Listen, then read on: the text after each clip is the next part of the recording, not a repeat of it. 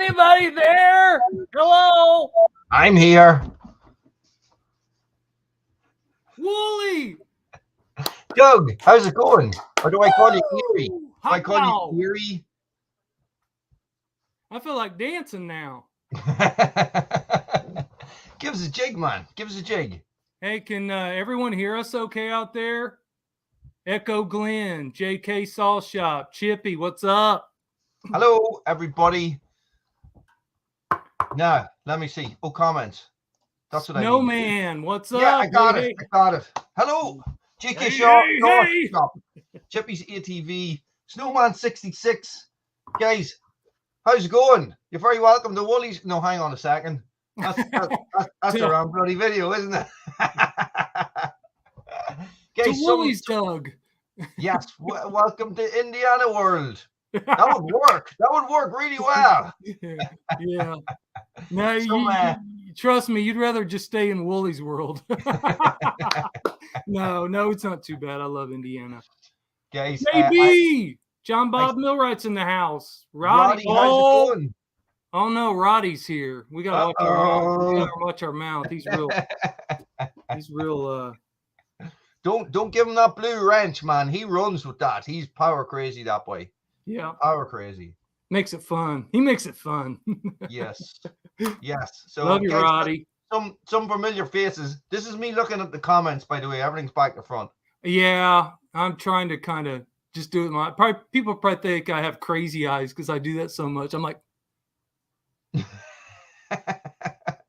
So normally when I'm on my live feed, I actually move my camera over to just above where the comments are because it's a webcam, so it's not part of the computer. So then when I'm sort of looking, but I see this as well. Like it's the thing is that when you're live, the people who are watching, they see what I see. So I am, so yourself, I'm looking at a screen that is a mirror image of my face. And yeah, it's like that big, and I'm like, yeah, it's so hard. Yeah, you should be looking this way, so right. I don't have to look at my own big ugly mug, Yeah, that's what I'm saying. I'm like, God, way to get depressed. Look at yourself. Hey, Logger Al in the house. Is Logger out here? Al Dresky, is he here? I thought I saw him there. Al Dresky just came in. Nice. What's up, my man? He saved my life once. Al did. Nice. Yeah, over the internet. Nice. Pretty cool. Sounds told me how to cut a tree down, big hickory. It was sketchy, and he showed the Jedi ways. Hey man, this community is awesome, man. There's so many good resources out there. Yeah, definitely. I love it. Definitely. Yeah. Pepsi's here. 64-wheel drive in the house. My favorite German. Yes. Love you, brother. Snowman. I'm on the hard stuff tonight. Just 1 pint of vodka. That's all we'll be at tonight. So Pacific Northwest. Hey, do you know, people will, I don't know if you know this, Willie, but people will put PNW. Do you know that means Pacific Northwest? I did not. Yeah, I didn't know if you did or not, because I know that when you visited America, you were in like the mountains somewhere, right? Montana. Yeah, Montana. So I don't know. And California as well. And so Virginia. And I've been everywhere, man. But, I've been everywhere, man. Yeah, just did it. That'll do. You know that song that I don't know the words to? Yeah, that one. Yeah, that one. I know that bit. That's about it. Yeah, so I've been Montana, but Montana is still sort of, is that Midwest? Northwest? I know. Good man, Joe. I know. Hey, Joe. Hey, Joe. Yeah, I know that one too. Yeah. Yeah. What? Man, Snowman, you got to meet all kinds of famous people. Nice. Wish nice. I wonder, will there be a buck and stock 3? I am the great Cornholio. Hang on a second. There will be a buck and stock 3. I heard through the grapevine. Right. In possibly September. In September. Yeah. It looks like I am just a floating head. And it's only 3.5 hours away from my house. Really? Yes. Wow. It's only like probably a 36-hour journey for me. Yeah. I don't know, man. I don't know if you can swim that far, buddy. I'm pretty good. I swam 1,000 meters there when like maybe 2 years ago. Mike, yeah. I'm in Life in the 906. Yeah, we said that at the same time. It's like we couldn't have rehearsed that better. Well, that was our channel. James Grove. Hey, a fellow. Hey, if you're here and you did the Let's Split This challenge, let us know. Yes, please. We're going through. There's a lot of comments. But Pat, James you're Grove, very welcome. James Groves was in the Let's Split This challenge. He did a fantastic job too. Excellent. Everybody did. It's unbelievable. Unbelievable. It's mind-boggling. It is. It is mind-boggling. And no. It's mind-boggling. Is that like an accent thing or what? No. I like misquoting things just to confuse people. It's from Anchorman. That's why I like you so much, Woolys. Against the grain. Wooly goes against the grain. No, it's caustic. I'm caustic. I burn people. Rub you the wrong way. That's generally the way it goes. Yeah. Hey, I got another question for the people out there. Can you see us okay? Are we too dark or anything? Because I've been using this overhead light on doing lives, and I just turned it off to try to match Wooly's Pink Floyd light show. And if my kids would hear, they can put this on repeat so that that's too much. Somebody would have a fit or something in the background and be having seizures and all, and we'd get sued, and that would be the end of the Indiana world. Good afternoon, Richard. Good afternoon to you, Richard. Mr. Sullivan. Somebody had a nice comment there. I can't find it. Floating head Wooly looks good. Hang on, let me see if I can do that again. Need to get my beard just in the right. That sucks. Yeah. Oh no! Pappy broke his axe. Yeah, I see that. Let me see if I can move this over. Is that a bit better for me? Yes. Okay, that's fine. Yeah, that's tough. That's tough. Hey, you know what axe is in German? Is it axe? You just put a T on the end. Axed. Axed. Axed. Axed. Do you know what axe is in Ireland? Blade. Links. That's a bad joke. Oh, it's we have this famous, a very famous, infamous deodorant. It's called Lynx. You call it Axe. Okay. No, never heard of it. I'll be honest with you. Oh yeah, thanks. Yeah. Moving swiftly on. on a serious note, what the heck is going on with these gas prices? I'm just kidding. Hey, listen, I tell you, do you remember on Woolys World? Yes. 3 months ago, I did the live stream about the rising cost of how everything after Christmas was going to go through the roof, and then Russia rolled into Ukraine, and I was in my local town today. Last week I got diesel, right? So it's petrol or diesel here. We don't have all that premium, super premium, and all that stuff you have. Yeah, water down stuff. Diesel. Yeah. And it was €1.62 a liter. Okay, it's 186 now. Huh. Yeah. That was like $6 and something a gallon, I think, is what we figured up. Oh, that's right. Yeah. So we went through it, didn't we? Yeah, that's crazy, man. Well, how much do you pay a gallon? It's like $3 or something. It's creeping up toward four a gallon now. It's Right. 360, 370, 380, depending on where you are in the nation. And is that the most expensive it's ever been? And that's the low grade gas. No, it's not the most expensive, but it's double. It's almost, a little under double what it was when we had our previous president and administration. So, right, when our pipeline was open, our own gas. God forbid, spend, Hey, yeah, listen.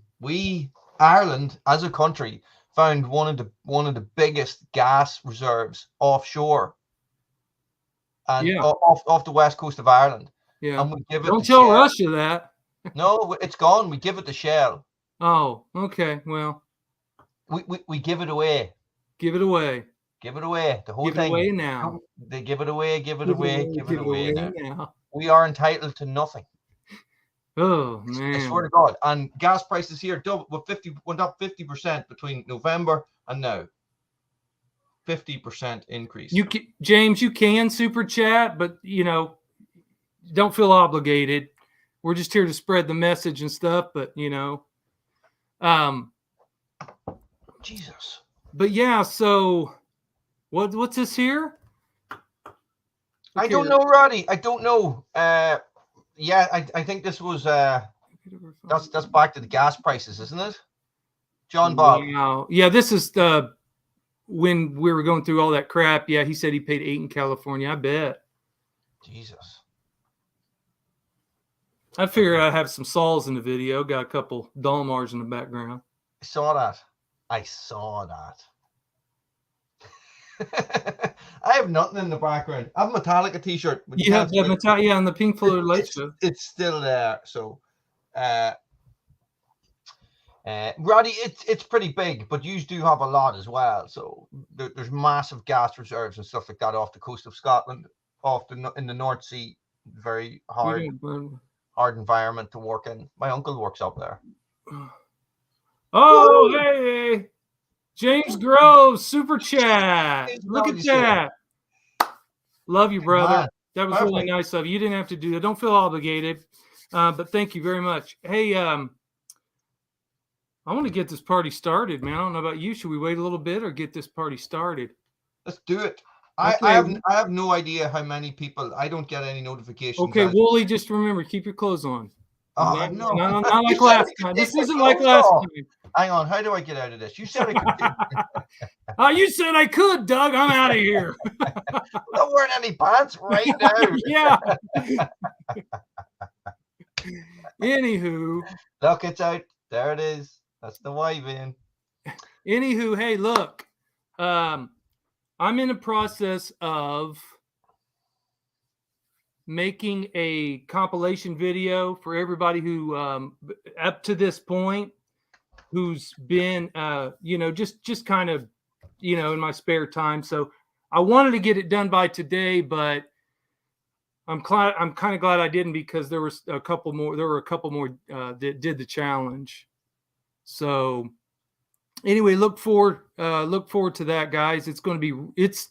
I'm taking my time on that, and I've spent hours on this thing, and it is going to be, honestly, this video is probably going to be my best work. I just, it's just so cool. I mean, and just because everybody who's in it, nothing to do with me.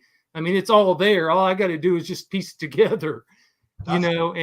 Everyone, I'm so impressed by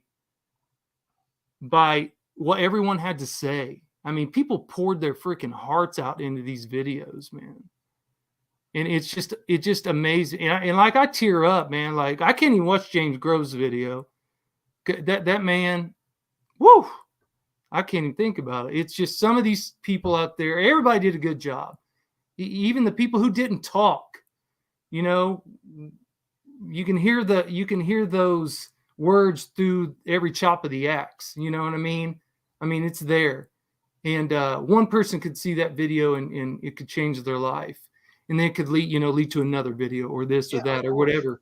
Yeah. And it's not for, if there's anybody there that's thinking of doing it, you know, you don't need to do that. You don't need to go and sit down and say, I am this, I am that, Right. or, you know, that's not it. But the Right. fact that you are putting yourself out there and say that I am aware of mental health and mental health all over, guys, you know, men's, women's, you know, the fact that you're out there and you're doing it is spreading it's pushing it further. So, you know, you don't have to say anything. You can say, let's split this and split some bloody wood for 10 minutes, you know? Yeah. Yeah. Or And 5 minutes, you know? yeah. And just so we're clear, guys, because there's been like I don't know how this got mixed up, but Wooly started this. Was it 2 years ago, Wools? 2 years ago, he started this. This is his baby. He created this. And I don't want to discredit that. I want to give him, you know, credit. It's due to him. You know, I just, you know, we kind of team together, and you know, we talk a lot and stuff. And you know, I wanted to be. We actually teamed up on this last year. Yeah. Yeah, and this year we just felt that we were in probably coming about from the back and forwards we have off air and also the live streams as well on my Friday nights. We just decided that we were probably in a better position. Actually, do you know what was it last year? It doesn't matter. We were in a better position to really launch it this year. So the community, this community has bonded together so much closer over the last year. Exactly. Yeah. And it just started like, you know, when we put it out last year, and that's what made, you know, that's what made it that much better. And, you know, there's a lot of people from America and stuff that, you know, they participate in stuff, and just, you know, we had women involved and everything. It was so cool. But I just want to make sure that everybody knows that, Wooly, that, you know, that this is you were the creator of this. You know, because a lot of people say, hey, thanks, Doug, for this and that. But I think what they meant was thanks for bringing it to my attention. But I just want to clear the air on that if anybody had any confusion. And I know you don't care. I know you don't care at all about that stuff. And, you know, that's what makes you so cool. But it's all about the message. You know, that's the thing. So, so I, you know, when was it last weekend? That wasn't last weekend, was it? Was it the weekend before? There's no way 100 videos have been done in 1 week. Yeah. It's my hat's crooked. There. It's a North Face hat. It being crooked is like the least of your worries, man. Come on, Jesus. Yeah. And the guy in the cap is crooked. Represent. Come on. I know it exploded, man. Like it just spread like wildfire, didn't it? The message. Yeah. And they're still trickling in, and unfortunately, you know, I want, you know, if there is something else that comes out, I can still edit it into the video that I'm making. Well, you could just. We're just going to force you to make another video, Doug. Yeah. Hey, that's fine. So make another one, man. Come on. So yeah, I just kind of wanted everyone to know all that, and you know, that I am working on that, and I'm gonna get Wooly involved too, and see what he thinks and this and that, and you know, we're gonna kind of collaborate on all this stuff. And oh my gosh, the love of my life is here. I know. I've been talking to you for 10 minutes. She just came for your accent, probably, man. Is that Chelsea? Is it? Yeah, it is. How's it going, Chelsea? Wink, wink. Sorry, I actually said wink instead of actually winking. Yeah, I actually had. I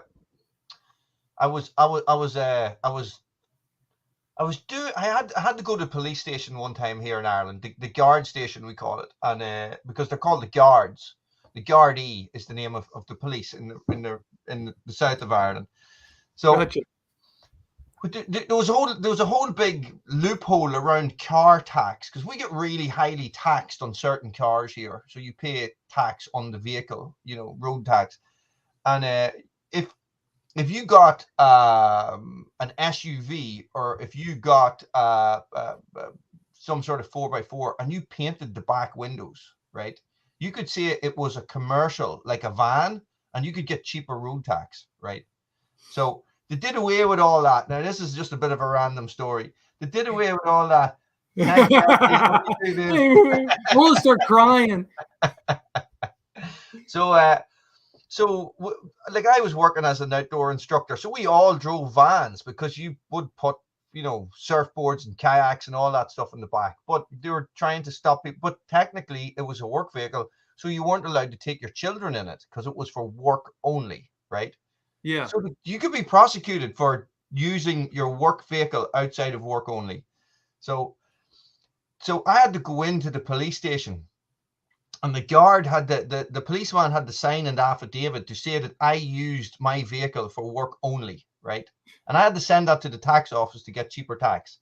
This is how ridiculous the Republic of Ireland is. Wow. And Kevin, so what what's happened up, is, buddy? Sorry. I went in, and the man says, "Oh, Diarmuid, I know. Diarmuid is my real name for people who I'm friends with on Facebook." And you're thinking, I know that guy. Diarmuid is my real name.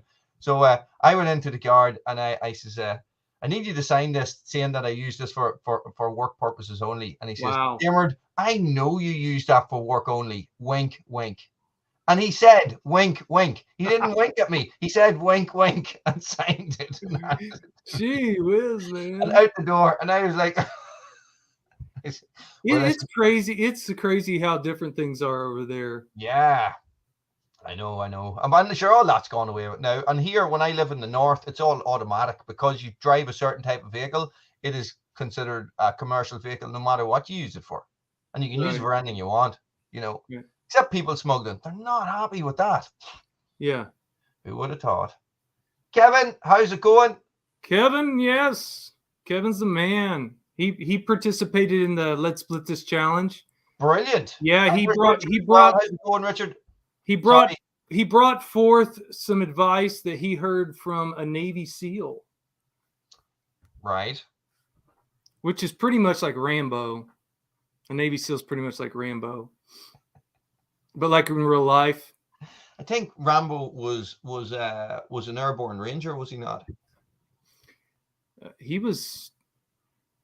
Oh man, I'll say it again. I was on Mama Taz's, I think, live stream. I'll say it again. I'm gonna say it again because it's worth saying.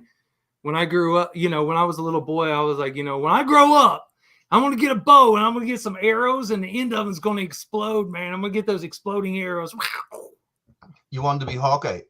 Well, actually, I wanted to be Dukes of Hazzard. Which one? And Rambo, but I'm like, man, those are the coolest thing I've ever seen. I wanted to be a Dukes of Hazzard as well, but I wanted to be Daisy. Man, it did not go down well in school. Yeah. Yeah. I look good in those shorts. That's all I'm saying. Are you wearing your Daisy Dukes now, Wooly? No, I've nothing on, just a t-shirt. You want to see? No. It's like I did the. Do you remember? I put on the live stream later so that you guys in the States could come in at a more reasonable time instead of like 4 o'clock in the afternoon. Yeah. I did a live stream at 11 o'clock at night or something. Yeah. And I was talking about something, and I got up to get something to demonstrate, and everybody was like going, "Wooly, who sponsors your pajamas?" I was in a t-shirt. I forgot I was wearing my pajamas, Grumpy Toe, how you doing? Hello. Grumpy Toe, how's it going? Thanks for coming. Yes, I do. Ride the lightning. And I'm wearing that. You know what I'm wearing? You said we weren't allowed to take our clothes off. Come on. I know it's your channel and all, but come on. He's not even here, probably. I'm gonna start crying. I'll show him that. I'm always repping somebody. Yeah. Try to. I must get some channel t-shirts sorted. I really must. Yes. Rambo First Blood Part 2 got you should know, Wooly. You should make some little buttons, and then it has your accent on it. When they push a button, it says, "Hi, I'm Wooly from Woolys World." Wow. Yeah, like, well, guys. I actually don't say that as much anymore. I love it, man. It's you. Nobody else does that. Yeah. I used to have an intro as well, and I don't put. Yeah, I like that intro. That was cool, man. Yeah. This is what happens when you spend your winter studying analytics. Peppy gave Grumpy to a virtual hug. And Oh, an ice cream and an ice cream sundae. That's awful nice. nice, Pepsi. And a white heart. What's a white heart? Oh, that's a virtual hug. A white heart. It must be, yeah. Must be. Yeah. I'm new at these things too. Yeah. I just thought a laugh was a laugh, you know. It's like there's levels of laughs in those little, what are they called? Not meme, but I should know this. Emojis. Emojis. Yes. Emojis. What age is your young fella? He would know all this stuff inside out. Oh yeah, he's probably emojiing it up over there on the phone. Are you, bud? Yes. He's already on his little Oculus thing. Wow. Yeah, he doesn't. It's Friday. He doesn't have any homework, so. Oh yeah. Let them off. So Woolys. Yes, Mama. Hang on. Yep. Yeah. Mama Taz. Yes, I am. I am shaving my head on the 27th of May. Good country living. Good country living is here in the house. Oh, guess who? Sorry, guys. I'm missing comments like crazy. I apologize. All right. Guess who else is here? Not Breaker. Not Breaker. Another Let's Split This guy. So I am in the process of growing it out to shave it off. Sort of on the request of good morning, Killinger. Good evening. So I don't know if I said it. I'm sorry. Go. Keep going. Sorry. Right, we're talking about shaving your head. On the request of when I was now. Try and get Wooly to get to the point and tell something in under 30 seconds. I used to make videos, one video a day in a vlog type series. I did it for 1 year just to see how it would affect my channel. And I used to do a lot of head shave videos because I shaved my head all the time. And a lot of people really liked them. So I said I would do one more. I would grow my hair and my beard for 6 months and I would shave it all off just for those people. And Sweet. Hey, also, I don't know if I mentioned John Bob Millwright. He was in the Let's Split This challenge too. I know you know that, but I wanted to give him a shout out. And then also Killinger was in the Let's Split This challenge. Yes. Hi, Chris Killinger. How you doing, buddy? One of my favorite people in the whole world. I hate you now, Killinger. No. What? I'm only joking. Do you know, I look at your leather work all the time, and I think to myself, I need to get some of these braces. You know, when you're wearing your chainsaw pants and you've got the braces on, and it's like, now since lockdown, I don't really need the braces anymore. But it's like suspenders. What do you call them? Yeah, suspenders. Yeah, everyone loves those, man. He could probably quit his job and just make those and sell them. Well, maybe not, but still. But hey, man, he is fantastic at that leather work, and it's just it's so time consuming, and I mean, because he's a perfectionist. That's what I get from him for the most part, and that when it comes to like his working with his hand, things that he works with his hands, man, Killinger's like, if it's not perfect to me, it's not going out. And but I mean, it's hard to get anything quality anymore, so I get that. I'm glad there's still people like that in this world. Yeah, there's a big side in the bushcraft community who are into the leather working. Knife sheets, Killinger knife sheets. People love handmade knife sheets. So I think he's the kind of guy he'd rather teach somebody on a video or something, show them how to do some of this stuff. You know what I mean? That's just the kind of dude he is, and that's the kind of people we have in this community. Get the t-shirt out! Come on, get the t-shirt out! Oh, where is he? Is he here? I saw Life in the 906. Where's Bushman? Andrew, where's Andrew? I don't see him. Butler's Outdoor Canada. Oh, there he is.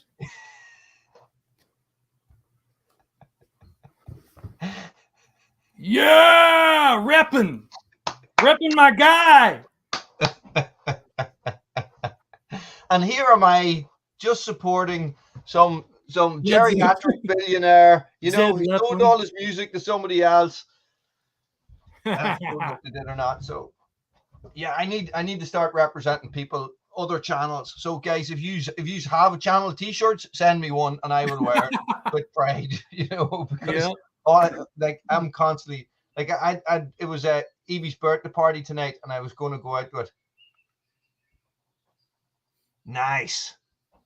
And oh, that's my alarm. My phone's downstairs. And it's a squirrel with a chainsaw. A squirrel with a chainsaw. Yep. Nice. Do So, squirrels use chainsaws? Apparently. One second. Apparently on Wood, Sweat, and Tears they do.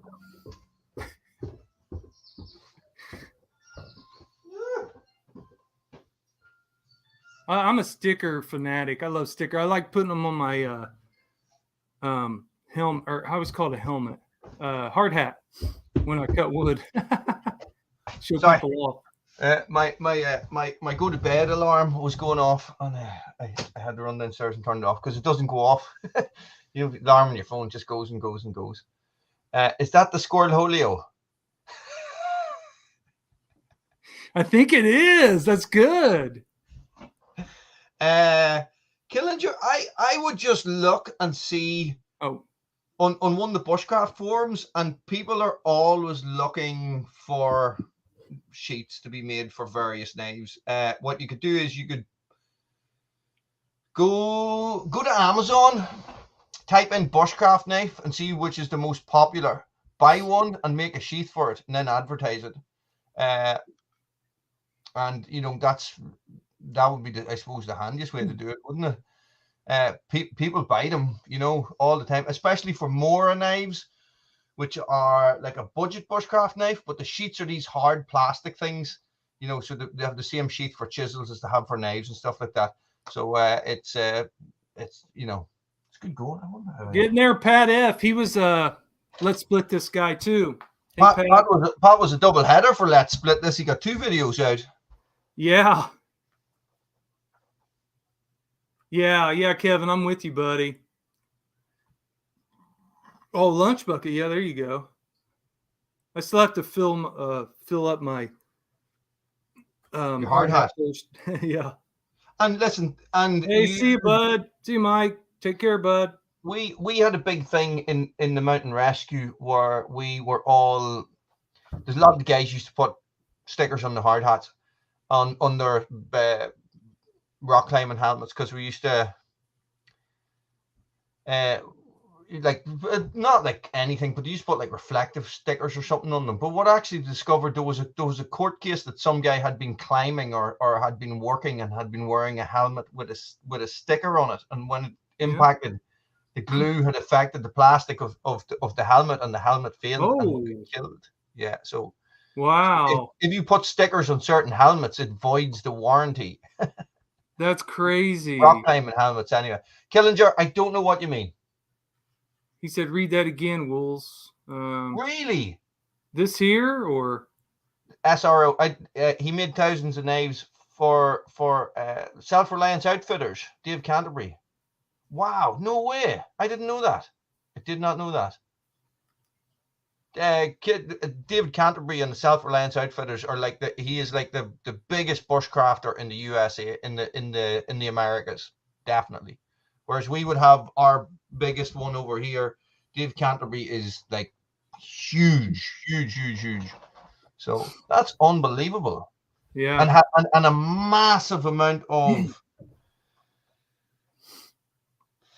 what is the word? Like it's all tied into shops and stuff like that as well. That's his Self-Reliance Outfitters, and you know, and so there's a big online selling gear, and he's the face of Helicon Techs and all these different brands and stuff. So hey, see you, James. Take care. Right, James, take it easy. Love you, brother. Andrew That's Scott. Killinger. That is dead cool. Dead cool. So Wools, can you tell everyone what was your inspiration to create the Let's Split This challenge 2 years ago? I mean, what made you think of it up? I was splitting a lot of wood at the time. I had just got my biggest ever score of firewood. I had got 8 beech trees from a tree service. I had to buy them off them, but they were 300-year-old beech trees. They were about 50 inches. Gotcha. Monsters. For me, monsters. Mm-hmm. I was splitting a lot of wood, and probably not having the best time mentally, and sort of figuring out that, that this was my place, and because I'm involved in the outdoors and stuff, and Right. doing the bushcraft and all, and people are always talking about mindfulness and meditation, and that is something that I would have done. I would have meditated, and I still do meditate. Yeah. That's what my alarm was: get up and meditate. So I was splitting wood, and I was thinking 2 years ago. 2 years ago, there was possibly a time that somebody very close to me had committed suicide as well. So, Sorry, okay, I popped that up there. Killinger. Somebody I popped that up there to text get you. So, and what happened was I was sort of realizing how therapeutic it was, right? So there was a like a tag series going around in the bushcraft community called "Show Us Your Stake." Oh yeah. And it was like where these people were going and mindfulness of bushcraft and stuff. You think with all these bloody mindful activities that I do, that I would be like a Zen god. You know what I mean? Like Man. I'm an anxious wreck, man. Jesus. And I remember, and I had been going through this thought process, and I was sort of moving that way, and I was thinking, and I was thinking about how I was worried. I had spent a lot of time, some things had happened in my life, and I'd spent a lot of time worrying about other people's mental health. And at the time, and then I sort of got to a cliff edge myself and didn't know how to deal with it. And I realized that I should have been looking at my own as well as everybody else. So, Sure. I've been there, buddy. And I didn't even know. It's not, yourself, get up, get up off the ground, stop crying, be a man. People say that stuff to you, and you bottle that all up, you don't show them that you're crying and stuff like that. And that's stuff that's said to you, and I'm not saying that is wrong. I'm saying that if you say it constantly to children, that's what they're going to do. There's a time and a place for that, so Sorry. You recording me to play me back in court? No, I clicked on my phone. And go ahead. This was all going through my head, and I was trying to think, how can I try and get a message started, or get like a movement started. And the challenge was, I was sort of coming up with this in my head. And then I remember filling my log shed, and this feeling, like a strange feeling of accomplishment, and a feeling of, but not, accomplishment. But this was different, because I think there's a disconnection between men and what our past rules were. Okay, because we have evolved. No, we haven't. We have moved forward massively in technology, right? In the last 100 years, 150 years ago, our grandfathers and great grandfathers lived off the land, and they shot their food, and they provided for their family, and they did all these things. Now, as humans, we haven't evolved really past that, but we're expected to be past it, because convenience is everything, right? So this was the process that was going through my head, and I was thinking, we lived hand to mouth. We didn't think into the future all the time, because we were always focused on what we were doing at that time. So it was spring, you started planting all your stuff, all your food for the summer and stuff like that, and then when summer was over and the harvest was in, you started gathering everything to prepare for the winter and stuff like that. So you don't need to do that. You can sit there and you can think about any other crap, pick up the phone, crap into your head, so like we went too far in tech, with the technology and everything. Maybe some of these things, we went too. I mean, what do you think about? Do you think we went too far? So, do we just take advantage? I don't know what. Convenience destroyed us. You said, sure, I agree. you said you had mentioned Thanks, you Kevin. know, we haven't evolved that much really past that. Did we go too far? What do you think? No, well, what I mean is that, you know, that is still in us because that was what made us humans, you know. Sure. So the hunter gatherer or whatever you want to put Protein it, and you know, and yeah, but we don't need to do that. So I always felt that there was a connection missing, right? Sure. And when I did this and I put in a year's worth of firewood away, I realized that I I was providing something for my family, right? And it gave me this strange sense of well-being, right? And Sure. Yeah. I realized that, you know, this splitting wood is exercise. Exercise is massively beneficial for your mental health, right? Mm-hmm. You are Absolutely. creating something that is going to provide for your family. You split up a piece of wood, it is a positive process because you know, because that's going to do something that's going to benefit you and all your household or whatever, you know, Sure. or Yeah. you know, so this is what I was putting together. And then of course men are absolutely thick idiots who won't talk about anything and they'll go and drink themselves, you know, and alcoholism is a massive issue in Ireland. Absolutely. Yeah. Hey, here too, man. Alcohol, drugs. Yeah. It's everywhere in Yeah, the world. like Ireland's whole culture revolves around the pub, you know, so the bar, the pub, Sure. Sure. you know, so and you know, like, and I don't drink. I used to drink, and I don't drink anymore. Same And here. I don't drink anymore either. if you, I don't know what it's like there, but if you tell somebody you don't drink Drink here, Diet Coke.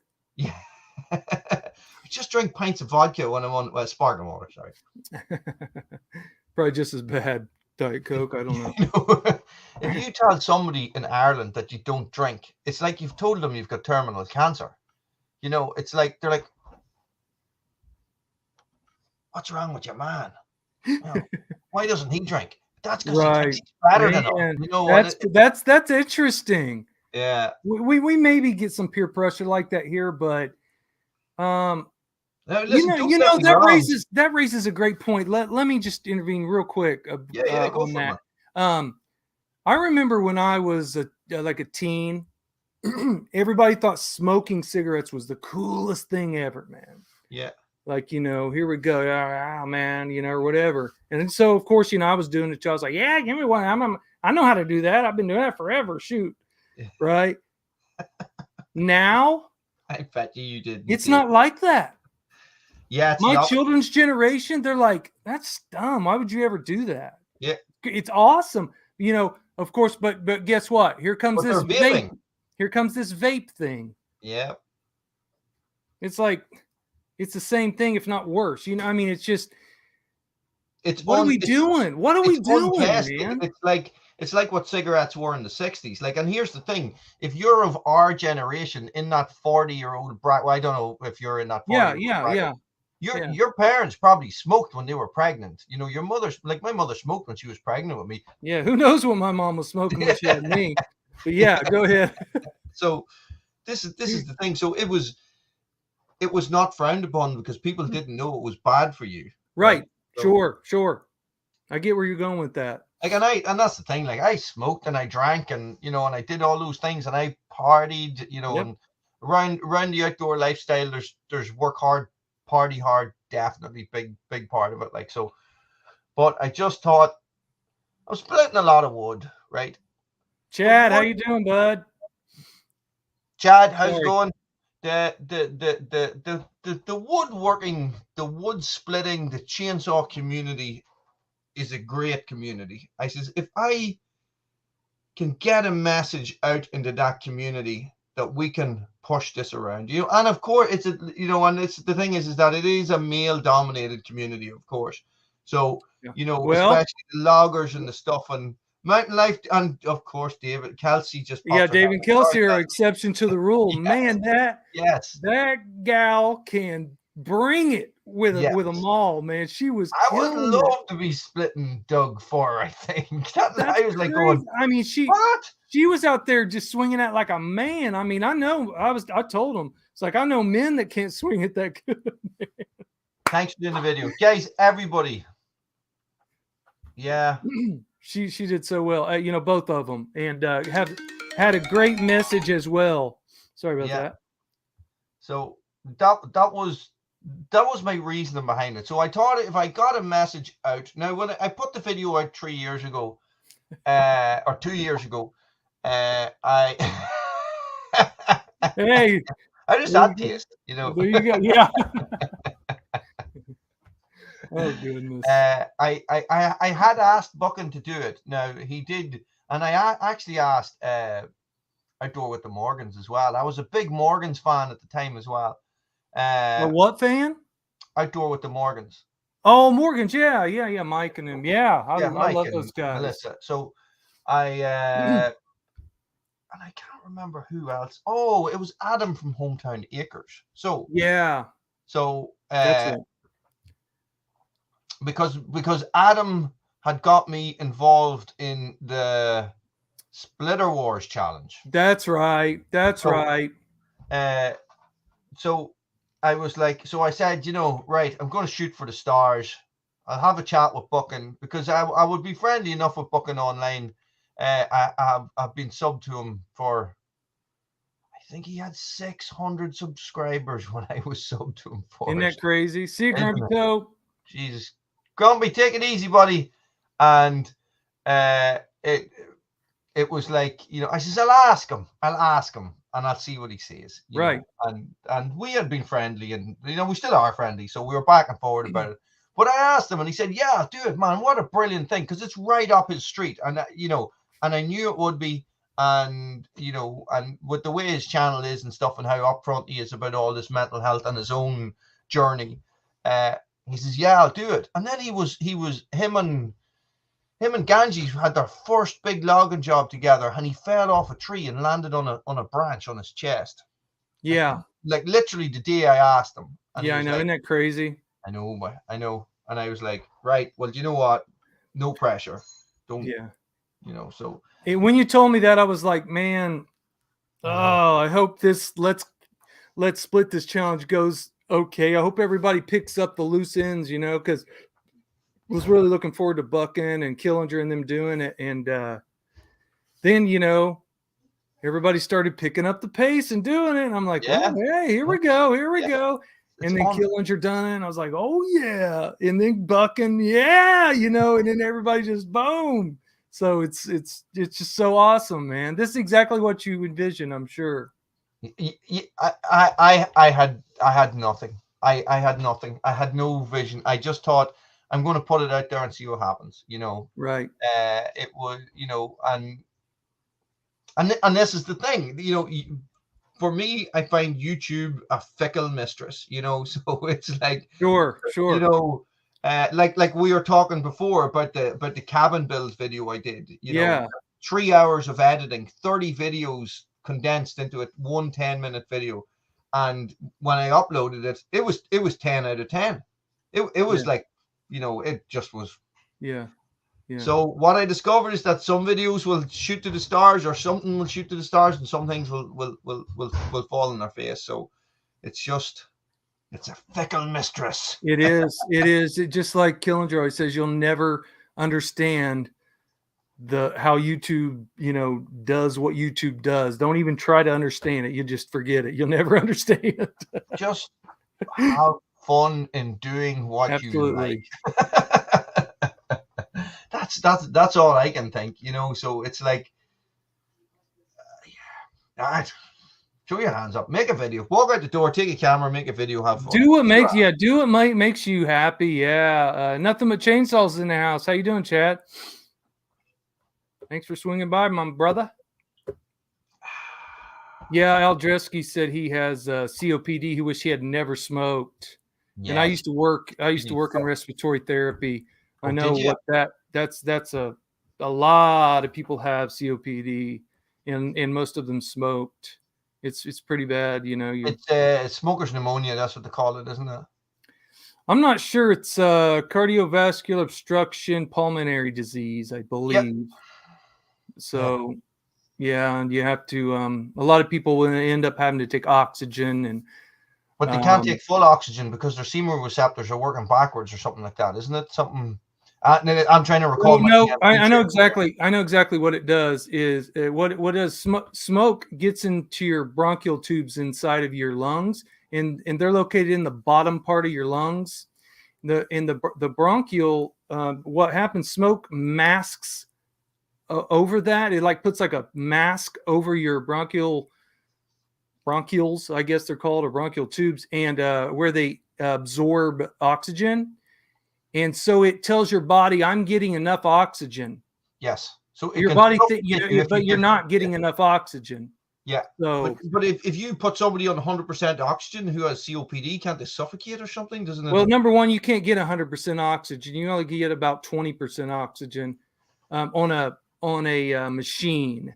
Now, if they some of them have the tanks, and I believe they produce more, but they have this. See, we were only ever taught for using the tanks because it would be in an ambulance setting, or it would be up a mountain. Right, and for emergency stuff, yeah, and that makes sense. But yeah, it's so basically they're supplementing the oxygen with that they're not getting through with this. Yes. So yeah, and it's a horrible disease.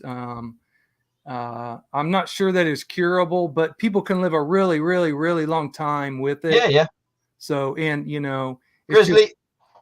So that's me shouting at comments coming up there. No, it's okay. Yeah. Yeah, it is. It's just, it's unreal. It's unreal. It's unreal to think that you think of something and you put it out to a community, and the community take it and run with it. And and it's just been unbelievable. Every day, every morning I sit down on my phone and I just type in chronic. Let's let this, and all these videos are coming up, and it's fantastic. It's unbelievable. Yeah. I know we were talking about it before, but it's like you just don't know what to say. It's humbling. Oh, well, sorry to hear that, man. It's tough, boy. Yeah, it's I think the lung is one of those organs that you can't transplant. I think people have tried, or maybe a very, very, very small percentage of those procedures are successful or something. But yeah, it's weird. The lung and maybe the liver. I don't quote me on that. It's something like that. But yeah, it's crazy that you can transplant a heart from one body to another, but a lung just doesn't work like that. How weird. Yeah. Huh? But yeah, as far as Let's Split This goes, it's been so successful, man. I love it. And, I don't know how many people would be interested in this, but the gentleman that I have up right now, he is going to also be having a challenge. And thanks for coming, bud. It's Grizzly Wood Services. Like 99.9% that sure that's his channel. Let me know if it's your channel. There's a lot of wood services stuff, but I'm pretty positive. You made a massive mistake. But do you yeah, you know what I mean? Yeah. Do you remember the law enforcement officer that did the challenge? Yeah. Okay. That's him. And he wants to start a challenge called 321 challenge. Okay. And I thought this would be a good opportunity, a good platform to maybe get the word out. And I'm hoping that maybe some people could try to participate in that. And I will, and I'll give you the link to you and stuff that when he, of the video, and we'll try to spread the news and see how it goes. Okay. Of course. Yeah. Go for it. Where are we going now? Grizzly, if you want, just pop all the information in the comments there. Yeah, I can. I just don't want to lose the feed. I'm going to try. Yeah. But listen, what were we talking about? This is me forgetting now. Oh, just let you know the what inspired you to create that, and Shoot, that was 10 minutes ago. Oh, well, I mean, I want to talk about this. What this thing's about? I don't know. What did you do? What was your main breaking point? Like, look, man, this is where I belong. This is what I want to do. I know this is beneficial. That what was your point, and what made you continue to do that? Because I think that's something we need to discuss too. How do you continue? Because it's not easy work. Splitting wood is not easy work. I mean, but it's fun. Huh? It's fun. It is fun. It is fun, but you really have to have a mindset to really challenge yourself and get in there and continue to do it. What pushes you, man? What pushes you to do it? To continue to do it? It is the easiest step for me to be somewhat self-sufficient. Do you know what I mean? Yeah, sure. I love it. So it's like splitting firewood is fun, right? Mm-hmm. First, I get to play with axes, and absolutely dangerous tools, right? They're kick-ass, right? They're kick-ass. I always, and this is the thing, even as I was a kid, my uncle who is dead, who actually is the owner of the Husqvarna 181. When we were growing up, me and his son, my cousin, were very, very close. Yeah. And so we used to go down. He always did firewood and stuff, but he was a carpenter. So we would go to his house, and there would be, and I would always go, let's go up and split some wood. And my cousin would be like, no, don't. I don't want to do that. My dad makes me do that all the time. I was like, oh, come on, we can use the axe and all. I couldn't even lift the bloody thing, So I suppose when I got a bit older, I sort of, when I started doing this, and when I lived over in the west of Ireland, you see, everybody was completely self-sufficient fuel-wise. Okay. Over on the East Coast, nobody does it. So, but over on the West Coast, they burn turf, right? So if you ever know anybody who's been to Ireland, they'll go, oh, the smell of the turf fire and stuff. So turf is like dried peat.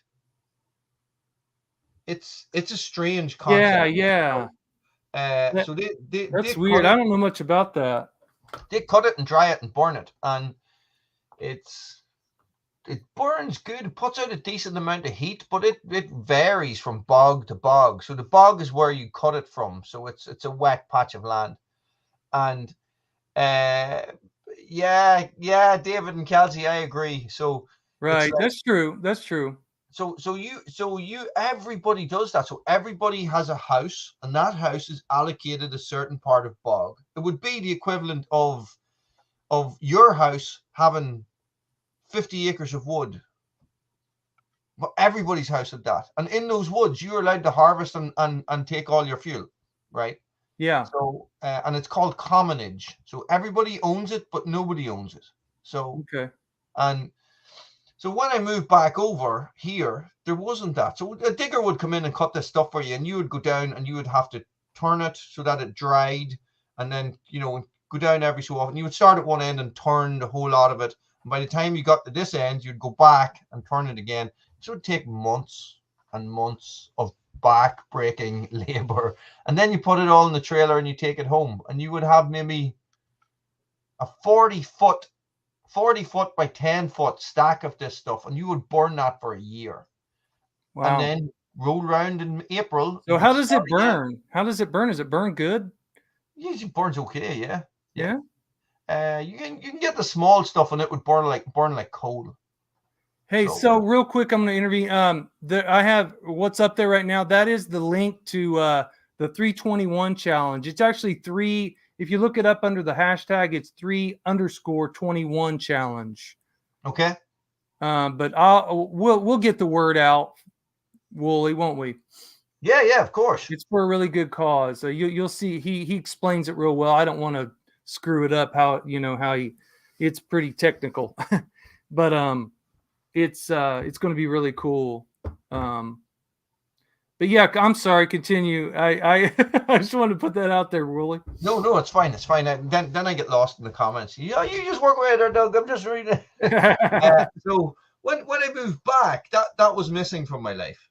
you know, so it's, and I was like, well, there's no peat here, you know, there's no turf, so and there's not a lot of firewood as well. So I just sort of started scrounging up firewood, and I was starting to clear red branch as well at the same time, you see. So like when I went down to Red Branch first, I was using a carpenter saw. I was cutting down trees with a handsaw, you know. So I knew nothing about chainsaws. I knew nothing about power saws or two stroke or anything like that. I didn't have a clue.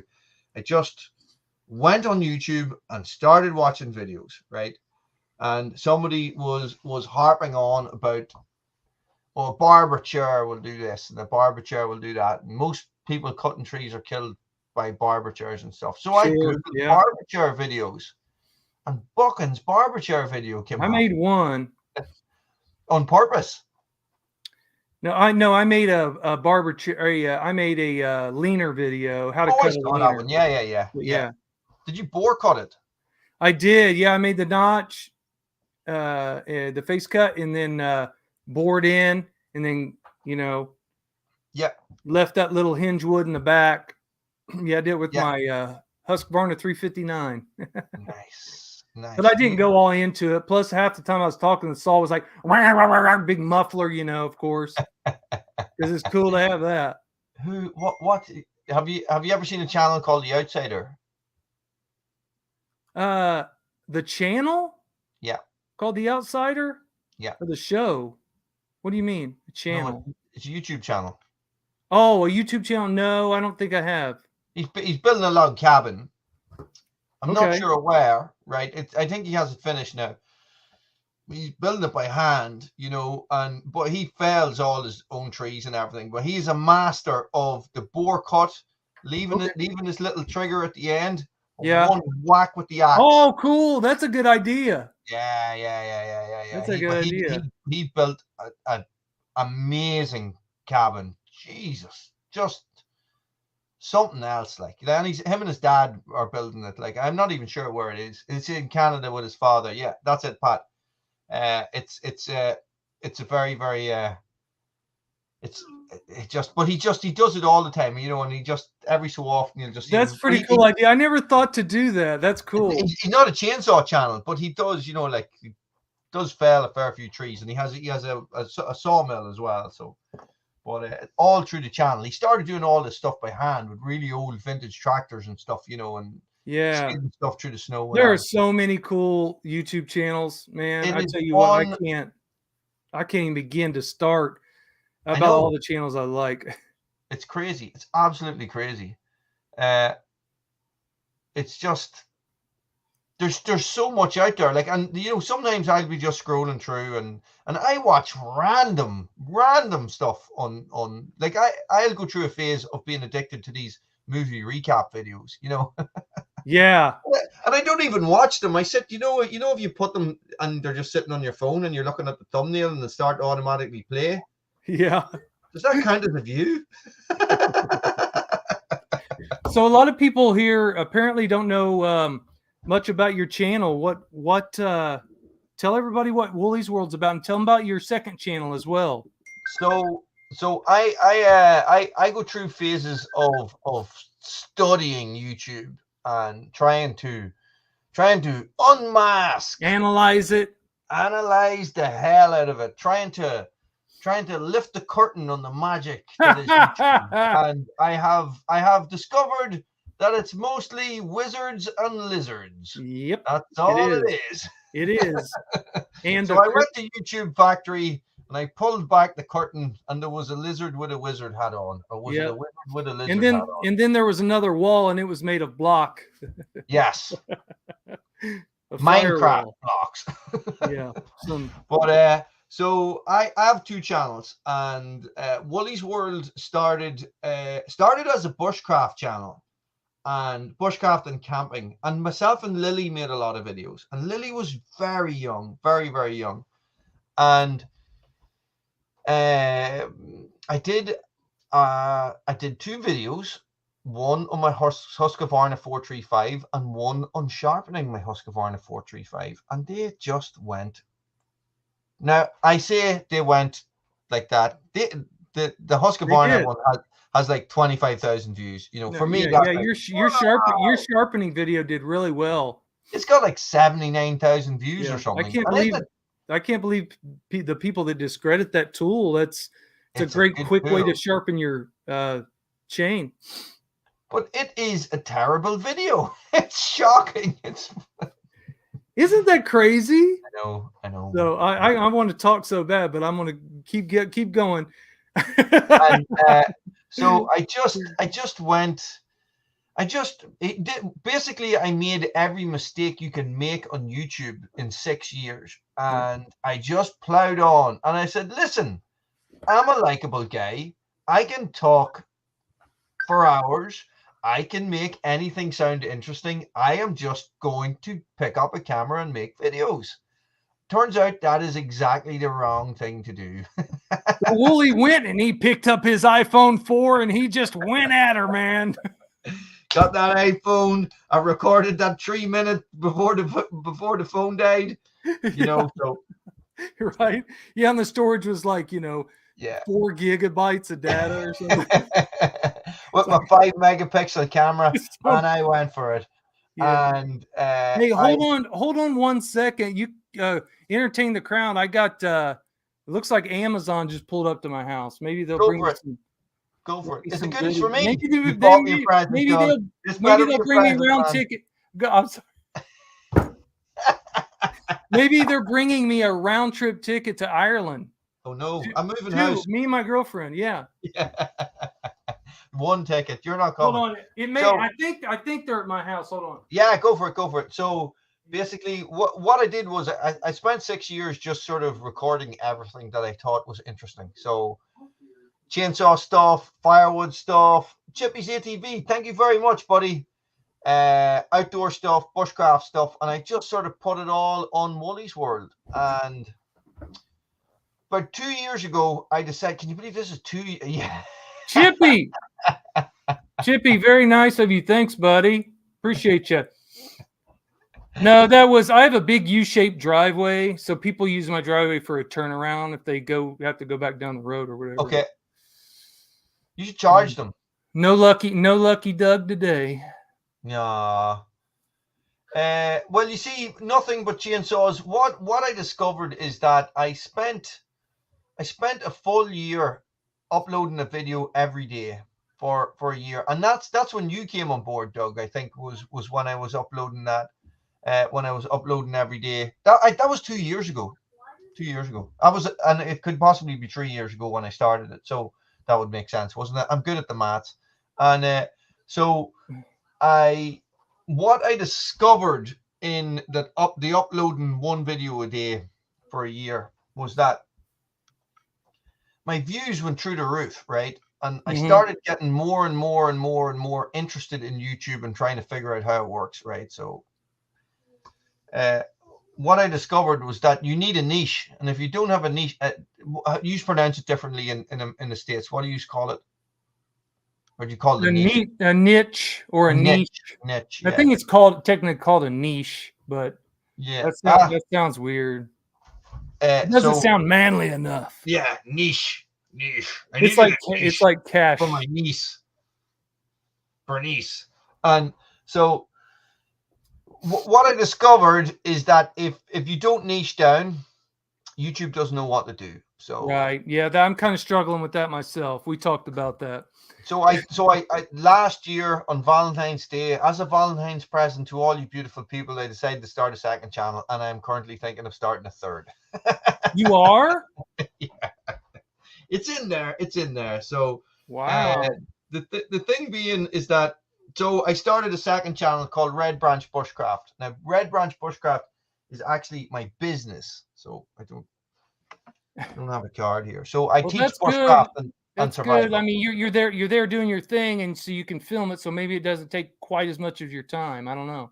Well, I don't film my business, because that's a whole big issue with children on YouTube. Any children that's in my videos are my own children, so I can force them to do anything. So whereas if it's other people's kids, it's just It's other people's kids. Yeah, and there's Right. there's an issue there with Judy Kerr and putting them on YouTube and stuff. So I don't want to go down that road. So so I split the channels, and all the mistakes I made on Woolys World, I do none of them on Red Branch Bushcraft. And it has taken me a year. And Thanks, what are we in thanks, March? Chad. Nothing but chainsaws. Amazing. Thanks, buddy. That's really nice of you, man. It has I'm only starting to see the results now on Woolys World. Whereas Red Branch Bushcraft will pull in Right. 325-ish subscribers a month. Woolys World was only taking in maybe 60. Yeah. But it's only starting to go back up now. So right. So right. basically, I'm sitting there in Woolys World and I have 5,000 and something subscribers, but only maybe 100, 200 of them are active. And I think that's maybe because I'm on YouTube 7 years as well. Like, so 7 years. Both of your channels they're great. I think they complement each other well. It's really neat. You know, more of your character in Woolys World, I think. You know, hence the name. I mean, it makes sense, right? You know, your character and your funny stuff and your, chainsaws and manly stuff, and then and there's a lot of teachable moments and reviews and stuff in your other the thing about it is people like review videos because people use YouTube for market research. So absolutely, I do. You do. Yeah. But it's expensive, you know. So if I was to do reviews on Woolys World, I'd be buying a chainsaw a month. Hang on a second. That's what I should be doing. But I can't afford a chainsaw a month. God damn it. Well, axes are a little cheaper, but yeah, I know. And axes got a nice little collection there too. So I have about 10 maybe. I could always have more. So would you be willing to tell us what your third channel idea is, or is that something you're going to keep under? Well, there would be no idea. That would be the point of it. So all the I wouldn't monetize it. There would be no structure. It would be all the random stuff that I used to record and put on Woolys World that it doesn't fit into the niche of Woolys World or Red Branch Bushcraft. I like it.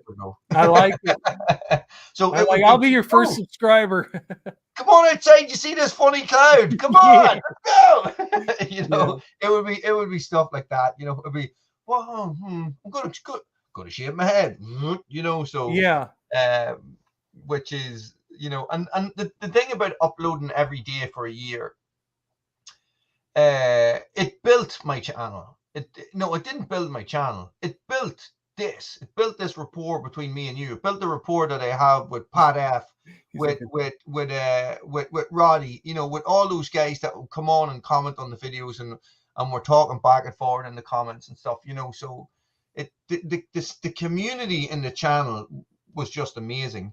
And when I stopped uploading the videos every day, it was sort of like you get up in the morning and the comments aren't there. You know, these people aren't there because you've already replied to the comments and stuff, you know. But gear reviews are expensive. That make that good point. And you know, I'm going to touch on this. It's so backwards with YouTube. I've noticed, like, when you're, you know, a smaller channel, you know, if you want to review anything, you pretty much have to buy it or get like a discount on it at the most. Yep. Sometimes you'll get some free stuff for the review. But when you're like have all this monetization money and you're, you know, hundreds of thousands of like stuff just pours in. It's like, how does that happen? But it's funny. It's the Red Branch is not like that. Red Branch Bushcraft is not like that. I have I do these Coffee in the Woods videos, right? Right. I have Firebox Stove, who is probably one of the biggest stove manufacturers in America. Yeah, it's cool. Are sending me prototype stoves and stuff, and I had these guys. Do I have their card here? Hey, Buck, how you doing, buddy? Thanks for swinging by. Hey, Buck, how's it going? He was a Let's Split This guy. I like that's a good number, 1978. Big old boy that breaks his the big guy that breaks his Broke his chopping axe. block. Oh, bro, yeah. Yeah, that's him. He's like, "Ah, darn it, I broke my chopping block." And it's like these guys. I have a paid video on Red Branch Bushcraft, so you know, and that has never happened to me on Woolys World. So Yeah. like these guys give me $120 to make a video of me making coffee. That's awesome. You know, and it's like, but it's the thing is, it's like, how do you deal with that? You know, I understand if right, put it like, and this is the thing, it's backwards as well. Now, don't get me wrong, it's a great product and it's something that I will continue to use. And the coffee's amazing. Yeah, amazing. I bet. But it's backwards because it should be right. I go out and I'm using my chainsaws. Oregon watch the video and say, "Wooly, man, you made a brilliant video of using your chainsaw, and you had an Oregon bar in it. There's $50. You know." Yeah. You know, I don't know. Maybe that's just me being crazy because I'm a little bit crazy. There's so many ways, and you know, the reviews are cool. I like your reviews, and you do good. And you know what? You're if I were you, I would take advantage of the American market more. Because you know you have accent, you know you're from another country, another culture over there, you know, pretty much, and showing you know all these things that you know, I don't know how to say it, but not only you have a way of saying certain things. I mean, you're very meticulous, you know, and detailed in your reviews, but there's a lot of things that I think over there that you may do. Maybe it's just you personally that you may do that a lot of us, you know, like why is it that overseas all these new forestry products always come out over there first, and we're like the last ones to get them in the States? That's the opposite. We get nothing here. It's all you guys. I'm telling you, man. I bet. I don't know if it's, you know, country by country, but over there, like for example, the steel hexa chain. And I have never seen one.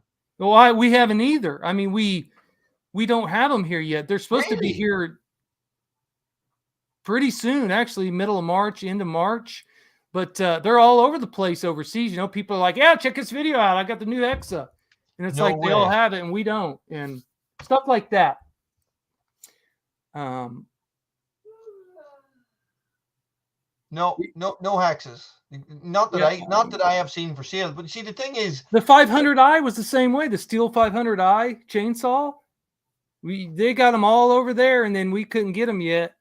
So you don't want them. They're crap. They're stills. Well, that one for the price does have its problems. Sorry. I will admit.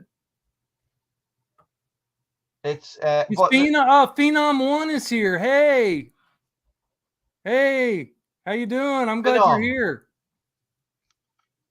So this person, go support this person. They support everybody so much.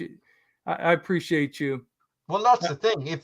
If somebody is here in this watching this live stream at the minute, any channel that's in the comments, they're going to like anyway. You know what I mean? So yeah, we're all cut from the same round of timber. Right, you know? Right. I actually dedicated my last video to Phenom 1. I don't know if you caught that, Phenom, but which one? It was a short. It was a short of a Let's Split This Short. I dedicated to Phenom 1 because they're so supportive. The last video I saw of yours was your Sager. Roddy, sorry. Oh, Roddy.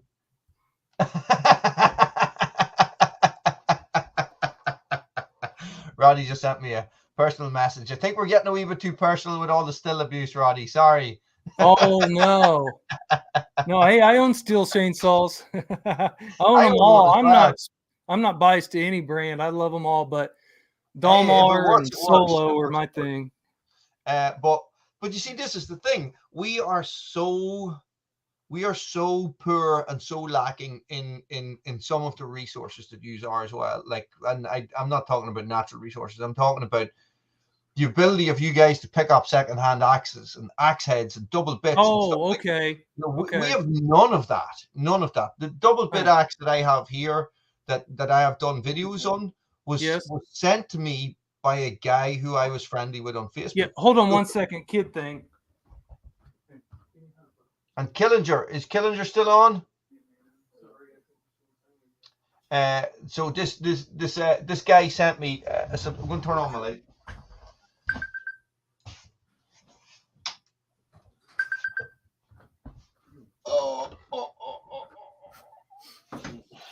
Sorry about that. No, that's fine. That's fine. He's not a subscriber. He's a subscriber now, but he sent me this. Check this out, Killinger. Oh, I was stealing your thunder. Sorry. Yeah. Oh, my thunder. We were talking chainsaws when I left. Now we're talking. Wow, that's a beauty, Wools. Well, Man. This guy made this for me, but this guy I was friendly with, he had a YouTube channel, and we got friendly through bushcraft forums, and he said that I was talking about axes and how I'd love a double bit, and this was the first double bit axe I had ever seen in my life. Like, no way. And he sent it to me. He says, listen, I just went to a yard sale, and I got this. And this, he paid $5 for it, right? And this is, this is a Belknap Bluegrass. Yeah. Double bit axe. Kentucky axe. Yeah. And I think he said it was a cruiser, but I don't know if it's a cruiser or not. But it was battered. I battered it even more because I didn't know what I was doing when I was rehanging it. So that's a big cruiser. Yeah, that's nice. Well, I have a big handle on it, so but this is what I wanted to show. But this other guy I know made me this for that's a beautiful man. That's nice leather work. Oh, it's got the little belt loop thing. Yeah. Heck yeah, man. It's unbelievable. $5. Yeah, I swear to God, I couldn't believe it. And he said, listen, I have so many axes. He said, what I'll do is, if you really want this, you pay shipping and you can have it. And he sent me the head. It took 3 months to get here. Dang, I'm an everything guy, Andrew. I'm an everything guy when it comes to chainsaws. But yeah, Dalmar and Solo are my. You see, Dalmar and Solo, the thing about Ireland is that we only had Husqvarna or Stihl chainsaws. That's it. You didn't get anything else. So that's my wall hanger. You got that right. Simon Coates says it best. The best chainsaw is the one you have in your hands. And of course, there's my other wall hanger. Yeah, the Bucking. Is that the Bucking Special? That's it. Yeah, that's it. Kinky. He's called Kinky. I think he is probably the only axe that Bucking shipped out that is not perfect. Yeah, right.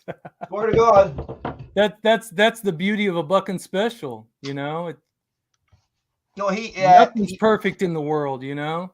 I will not on this channel, but Killinger's premium handles are about as perfect as you can get in this world.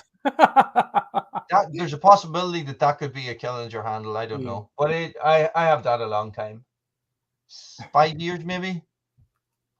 Oh, that leather work was nice. I like how heavy duty it was. Man, that is a absolutely solid piece. And what happened is the guy was making it for me. I asked him to make it. Now he was looking £120 for it or something. I think, right? Yeah. Basically, he asked me to send him my axe, right? So I had to post it over to England, and I posted it over. He had some personal problems, and he ended up keeping my axe for 1.5 years, right? Really? And I was like, he messaged me, and he was messaging me, and he says, listen, he was going through some stuff family-wise, and I said, listen, I know you, I've been friendly with you for a while. You make good stuff. Just sort yourself out and send it to me, when you're done, and we'll figure it all out. And he sorted his life out, and he sent it to me, and he wouldn't take any money. Wow, that's awesome, man. Unbelievable. So this is the thing, back to chainsaws. So it was people only had Stihl chainsaws, right? You never saw anything else. Shapeshifter. Hey, real quick. Sorry to interrupt. Shapeshifter was also in the Let's Blitz. He was. Shapeshifter, how's it going? And so was Andre, BOB 8888. He was one. Yeah, he was one in the And then guess who else? There's another one here. Brian Two Bears. Brian Two Bears, how's it going? How you doing, guys? Thanks for chiming in. JK Saw Shop. Thanks, yep, buddy. JK was in it. Did I say I talk to Josh all the time? Sorry. I probably didn't say your name, Josh. JK Saw Shop, man. He was a Let's Split This guy too. I just want to make sure and get those shout outs. Yes. And guys, thank you to everybody that did it. It really just means so much to get that message out there, you know, just to show people that even though we're all different, we all go through the same crap, you know. That's just the way it is. The worst place to be is inside your head. Jesus Christ. There's you know, it can bring, it's, you either go one way or the other, man. You know, you got to train your mind just like you train your body. Yeah. And this compilation video I'm making, you know, these people say it so well, you know, whether they are splitting it, you know, or whether they're saying it with their mouth or their gestures. This is going to be a great video. I can't wait to complete it. And that's the thing. Like, so, you know, me saying it is one thing. Two people saying it is something completely different. Three people, then it's a movement. Do you know what I mean? Absolutely, man. And the more people that do it, and the more people that say it, because it is a stigma. You know, it is like these. Oh, you know, he's not right in the head. You know. Yeah, he's a man. He shouldn't be. You know. Yeah, he's a man. He shouldn't be getting emotional, or he should be tougher than that. And yeah, right. Yeah. These the only way you break past this crap is by talking about it, and that's the truth. I thought I made a good video. I thought you made a good video. Then I seen some of the others, and I'm like, wow. I was so blown away. Like the message that they were telling it, you know, to the camera was just some of these guys. Everybody did great. Do you know when I did my video and I was sitting editing it, I was speaking of blown away. It was so my camera nearly blew over at one stage. I was recording it in the middle of a storm, like it was mental. Like I don't know if you noticed, like, but halfway through the video I had to put the camera in the woodshed and I was splitting and it was lashing rain. Yes. Kurt S. I'm glad you said that because I am editing this compilation video. If you want to hurry up and get that up there, I'll involve your video as well. I try to get at least a little bit of a clip of everyone. And they don't necessarily have to say anything. It's real nice if you can, but you know, again, you don't have to, you know, whatever you can provide to get the word out. And I'm going to write your name down here and stuff. And guys, and Kurt, this is not it's not time sensitive, you know. So guys, if you are considering making a video, don't feel under pressure, you know, to rush out and do something. You know, if you feel like that you need to sit down and think about it and get a message out, you know, something that's personal to you, do that. If you want to just go out and knock out a video, do that too. You know, yeah, and also, but there is one thing that is really important. If you try to remember to put hashtag Let's Split This in the video somewhere, in the description, in the title somewhere. I just put it up there. Here, let me show it. Make sure to put that up there. That way we can find you and everyone else can find you, because you can put these. You can search, you know, people can search hashtag whatever, hashtag Let's Split This, and all the videos will come up with that hashtag in YouTube. So make sure to put that, Kurt, and I can find you. I'm looking on there 2 or 3 times a day to try to find people. There's a lot of videos, guys. Yeah. Jesus Christ, there's a lot of videos. It's like, awesome. It's unreal, you know, because this is what I'm saying. I will check in the morning and I'll try to watch as you know, most all of the videos that I see, but sometimes it's you know, it's just crazy. It's yeah, exactly, Brian. Coming. I'm here. Sorry. This guy, he's really cool. Thanks. And he from, it is you. Me. It is you. In fact, he gave me this. Oh, it's the bog oak, is it? It is. Tell them the story about this stuff right here. Okay, so the turf that I was talking about that we cut to burn when we lived in the west of Ireland, right? So it's a blanket bog. So what happens is that when the forests are all taken out of Ireland or the last ice age, this peat built up. But as they dig down through this peat, they find bog wood, right? Bog wood is petrified wood Doesn't smell. that has been preserved in the bog water for 6,000. That's a 6,000-year-old piece of wood. The carbon dating 6,000-year-old piece of wood. That is yeah, right there. That wedge was made out of. yeah. That's So crazy to me. there's bog oak and there's bog, bog pine and all these different things, and it's Right. unbelievable wood to work with. It is amazing. And you sent me two or three of these, and Yeah. I used one. Hold on, let me grab the axe that I used it on. Buchan used one in an axe as well. I think I sent him some. I bought a pack of them. Man, they were Well, yeah, you bought me a thinner one, and then that one's a thicker one. And here's the one that I Oh, with the bullet. yes. That's the bog oak one. Nice. Yeah. Nice. So that's the one I put on this axe here. I think that looks so good. That contrast. It is the most amazing wood you have ever seen in your life, and it is an absolute nightmare to do anything with. It is Killinger handle, of course. nice. It is just a nightmare. Like I made stuff because we were cutting the turf. You'd go over to where the turf is, and the digger would just pull the stumps out and throw them to the side. So you would find a stump with all its roots coming out of it and everything. But it's been petrified for 6,000 years. And this, Roddy, take it easy, buddy. Jesus, it's afternoon. Oh, see you, Roddy. Hey, it's show and tell time. Since you got to show something, I'm going to show some. This is the coolest axe you'll probably. You said I had to keep my clothes on. This is the coolest axe you'll probably ever see in your entire life. You ready? Yes. No way. No way. Do you know what? That's what I was going to say.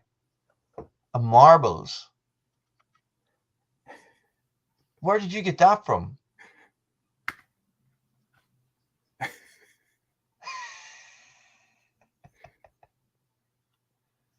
That is unreal. I can't.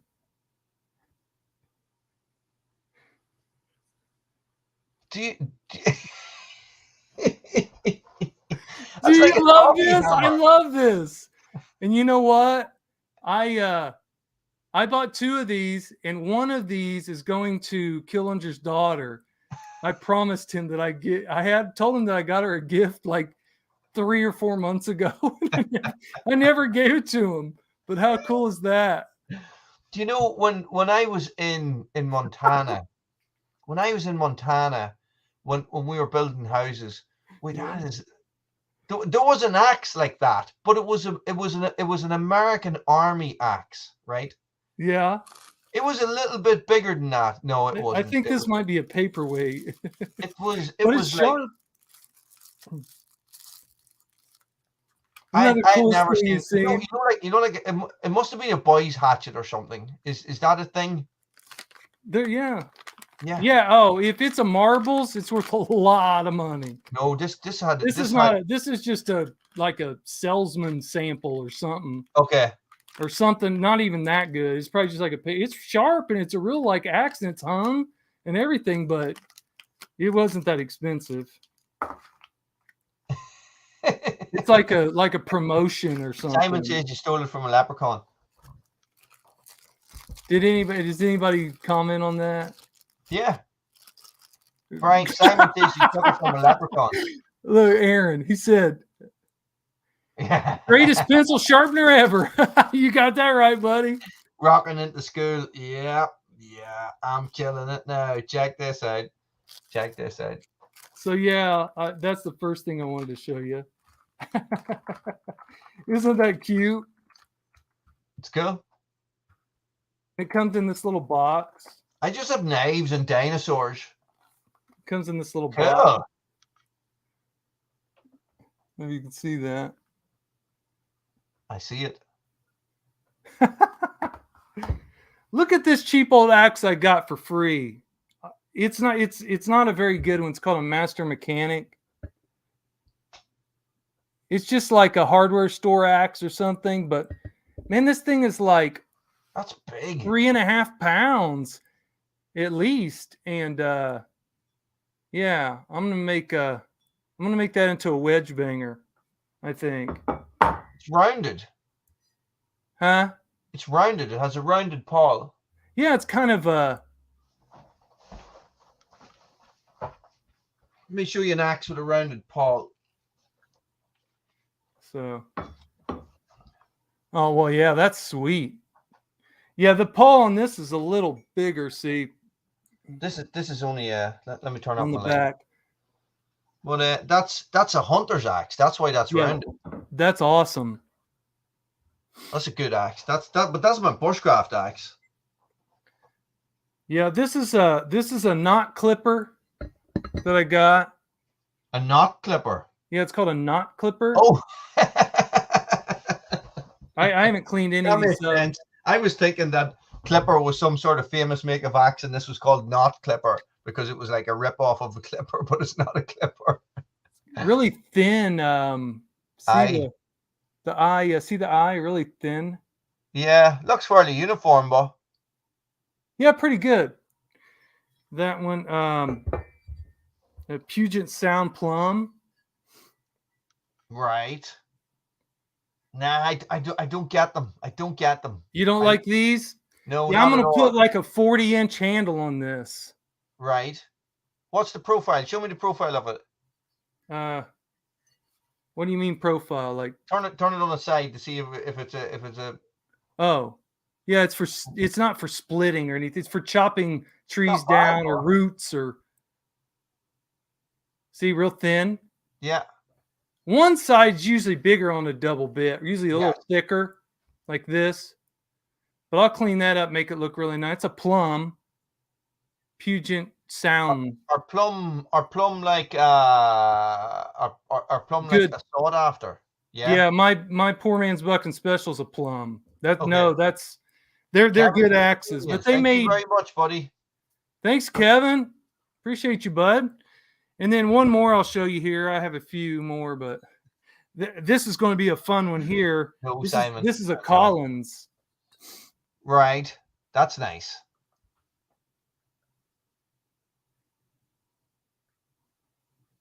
That's a really Collins. nice.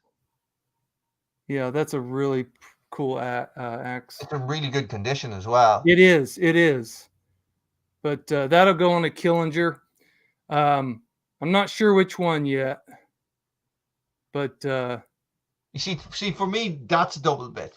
So it yeah, has. this is a standard like double bit. Yeah, and yeah, I'll yeah. use this one probably quite a bit. I like this. That's a real nice one. But Yeah, I must get another one. I think the next double bit I'm going to get is going to be one of those black ravens. I think they're handy to get, aren't they? yeah. You might have to go to the bank first, buddy. Yeah. My God of Almighty, they are an expensive axe. And what is so good about them? Tell me. The name. Right. That's it. There's nothing special. It's just the name, and it's like, like my favorite band is blah blah blah. Well, my favorite band is this, and they, millions of other people think they're better. Harley Davidson, instead of Honda or whatever. Yeah. It's hard. I don't know. Black Raven's just one of those that everyone likes. There's something about it, Not a Fisker's man. I figure, this was I figured this was a let's split this, it had to do with axes. So this, yeah, of course. Listen. No, so the book and special is a Grand Forge Brooks. Yeah, that's a nice. I like that, man. I like it. And that is these are classified as the best bushcraft axes you can get. This is what they do. So they reckon in the bushcraft world, the Hultafors is a poor man's Grandfors, even though I think the Hultafors is better quality. So that's the handle I have for it, Brian Two Bears. Sorry, Wolves. oh, an Adirondack is a handle. Yeah. Yeah, it's a double. It's usually put a double bit on top, and I never understood the handles, but they just look odd. But so an Adirondack is when you put a standard axe handle like this, yes, on a double bit axe. Yes, really long. Like what is the reason behind that? I thought a double. That I can't pronounce the word Adirondack. Adirondack is a place. Yes. Up by maybe New York-ish or somewhere. Yeah. I believe, and there's a story behind it, and a good person that has a video about that is Journey North. If anyone's ever interested. Who? Journey North. Oh, Journey North. Yeah. He knows all about the Adirondacks. Well, the Adirondack is strangely. I've been doing a lot of Red Branch videos on Adirondack because it's a style of bushcraft shelter. Is the Adirondack shelter? Oh, okay. There's the Adirondack bushcraft chair. So it's a mountain range of some description, as far as I know. But like somebody could get in the comments. I don't understand why you put a one-way handle on a two-way axe. Does that make sense? Yeah, I know. Hey, I'm a Fiskars man too. I love Fiskars. So I got a story. Last summer, the first time I physically met Chris Killinger, we went. This is how boring we are. We went to. We met at an antique mall. Right. Just biggest like antique mall in Ohio or something. And I made a little video of it, and so did he. But and we were looking for, tools and axes, old stuff. And he was eyeballing this one. He got to it before me. And this is it right here. He was eyeballing this. Right. And I apologize to everyone out there, but I do not know the name of this pattern. Help me out with that. But it's really old. And is it he went on. He went on down. He went on down. Look at the handle. I mean, it is not real fun to use. I'm not going to lie. Is it offset? No, it's not offset. No, it's not offset. That's if like it is, it's bent. But no, I know what you mean. Yeah, like to Hemingway hatchet. Thank you, sir. Really? Thanks, Pippi. So anyway, he went on down to. That's what I was thinking, Kurt. I was thinking Ernest Hemingway. And pattern. I can't say a pattern. Pattern. Yeah. Catherine.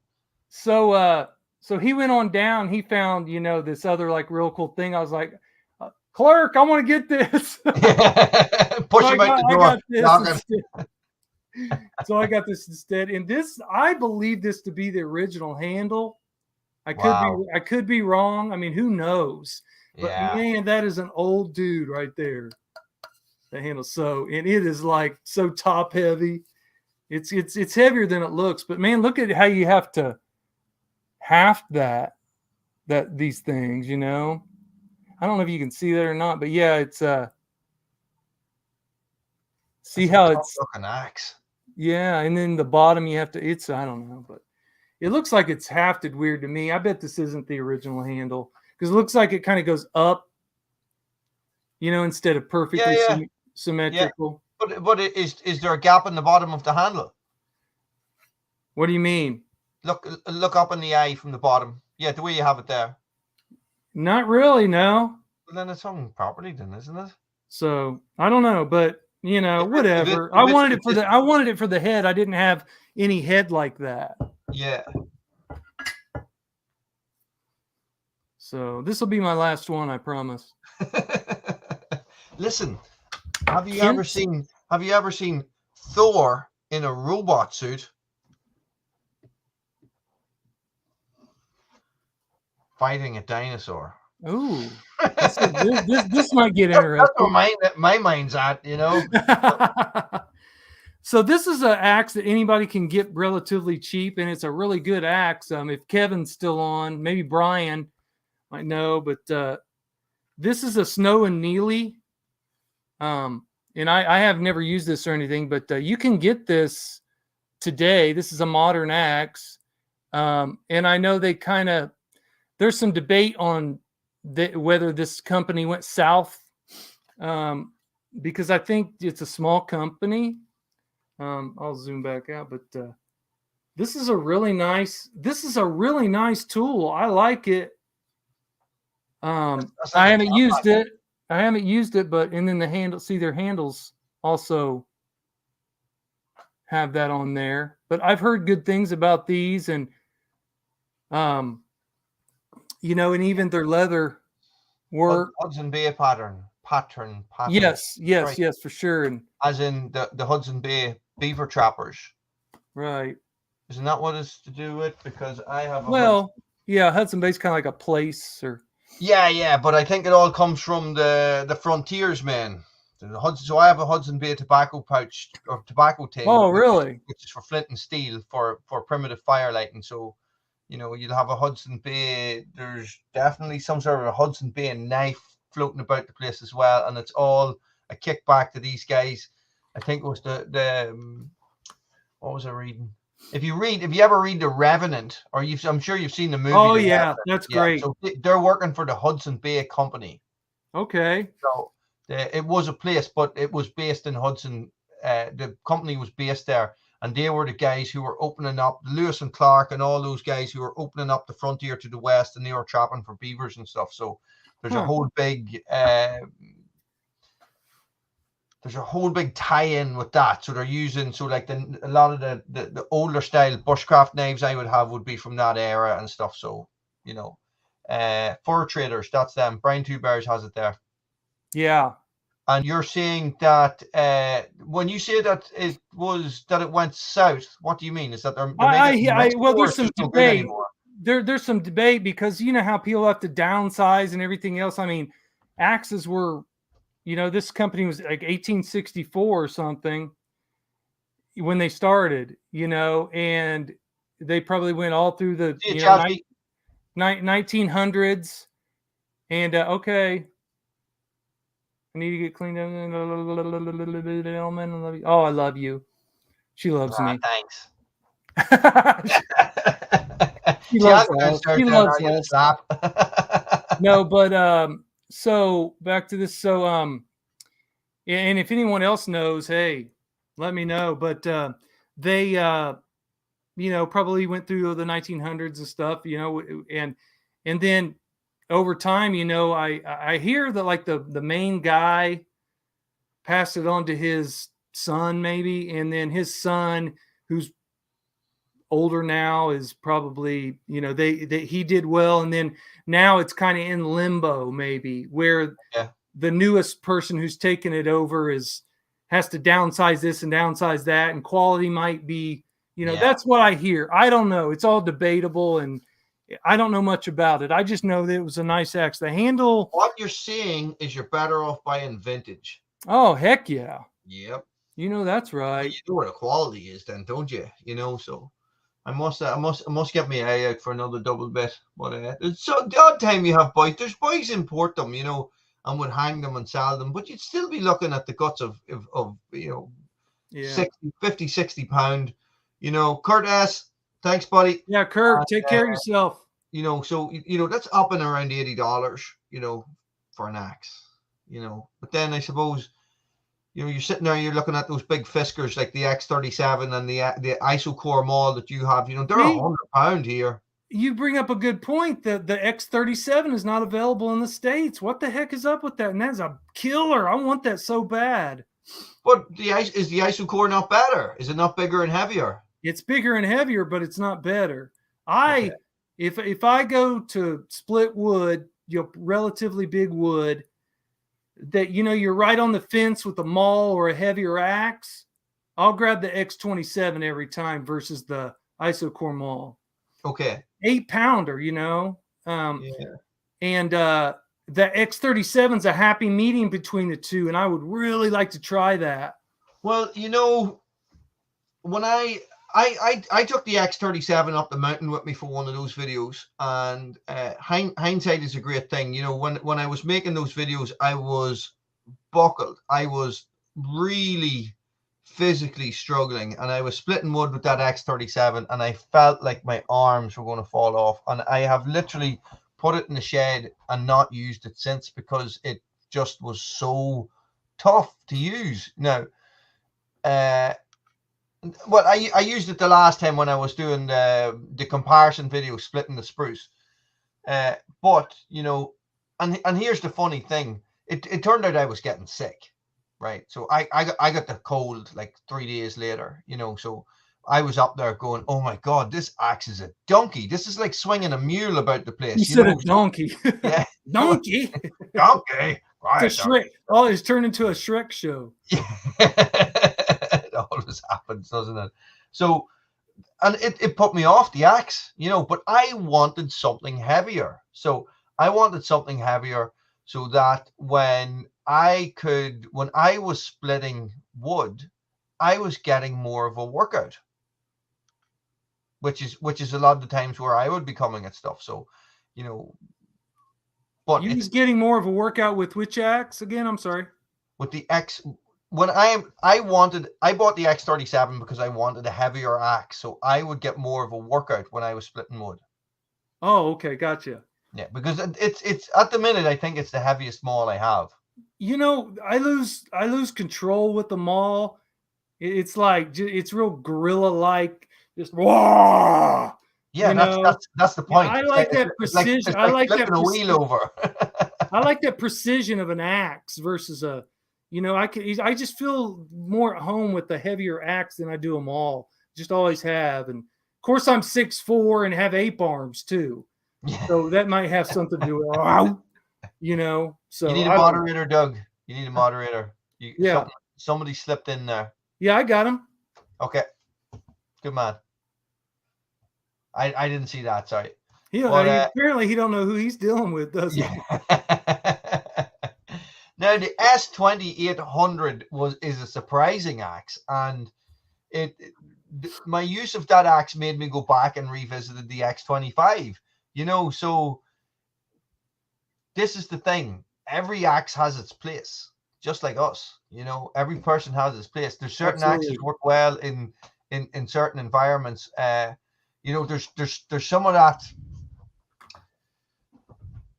Like I'm splitting sycamore at the minute, that little bit of sycamore that I have, and I'm splitting it with the X25 and the Husqvarna axe, and it's popping it like it's nothing. But there's some of them rounds when I was up the mountain, and I was splitting them with the X37, and it was just bouncing straight off it. Yeah, Bruce. See, now you can't. Can you get the X27 over there? I can't remember. Yes, I can, but it's like 80 pound. Yeah, $100. So wow, yeah, dang, yeah, that's my favorite. I love the X27, X25, but the X27 is just my go-to, man. If I just want to just. But is it heavier? Is it heavier? It is a bit heavier, and it's got the longer handle. Yeah, but it's the longer handle. I believe it's a little bit heavier at the head, and it's got that longer handle. So I was, and here's an interesting point. Well, I think it's interesting. You're probably all going to think, "What the hell are you talking about? What are you crazy for?" So we always do that anyway. Yeah. Point. So I would sit and say the X25 and the Husqvarna handle are too short, right? They're 70 centimeters. They're 28 inches. Right? I definitely think the Husqvarna one's too short for sure. They're both the same size. The handles are? Both axes are exactly the same dimensions in length. I didn't know that. Okay, I thought it was a little shorter. So okay. I was having a conversation. I was talking to Buchan when we were talking about when he was talking about doing the Let's Split This, and he was talking about he was talking about how. He says, "Oh, what your favorite axe is the Hultafors, the splitting sledge." And I was like, "Yeah, that's my favorite." And I think that's only 2.5 pounds, or could be 2.5 kg. And he says, what is that, 36 inches? And I says, no, I think it's about 34, you know. I says, it's just a perfect length for me. He says, all right, okay. So we're talking about axis, blah, blah. And I'm thinking to myself, is it 34 inches? You know, it comes up to about my waist, and I do not have 34-inch, you know, in the leg.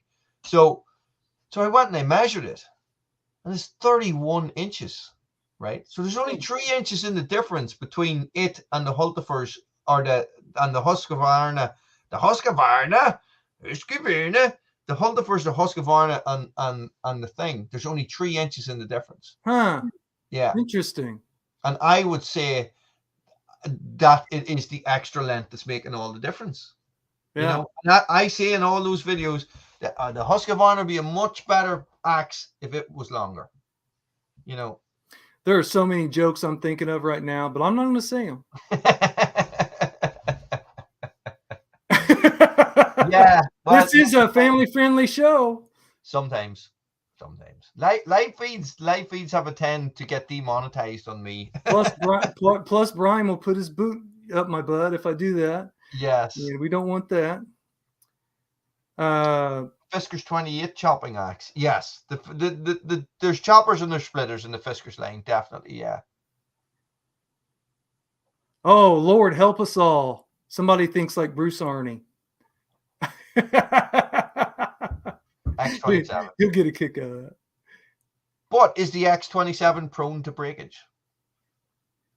Or hey, that doesn't matter to me. I'll take it right back to the store and get another one for free. And did it just hand you one straight away? I believe so. Yes, I believe so. There's a lifetime warranty on it, but it's something, and there's a lifetime warranty on the Husqvarna as well. So yeah, so it's something that has come up, and it's to do with the hollow handle, and it came up in, somebody was talking about it on one of my live feeds, or commented on one of my videos. Is that if you leave it outside in sub-zero temperatures and water gets in it and it freezes, it can shatter the handle. Yeah. Oh, I just put a short out that I leave mine outside by the wood pile. I saw yours. Yeah. Yeah, and it's kind of sitting up, and I know water got down in it, and then ice everywhere. Yeah. What I think is that the fiberglass on the Fiskars in really, really cold can become brittle, whereas the Husqvarna, even though if you imagine its handle is like this at the head, right? But it has an extra reinforced bit that is not hollow. Does that make sense? Yeah.